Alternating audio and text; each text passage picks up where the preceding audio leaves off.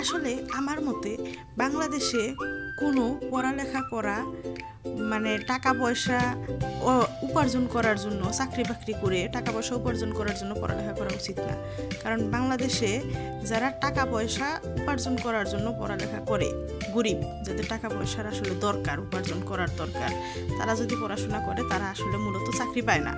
আর যাদের টাকার তেমন একটা দরকার নাই, এমনিতে বড় লোক, তারাই দেখা যায় মূলত চাকরি মানে পড়াশোনা কইরা চাকরি বাকরি পায় ফেলে।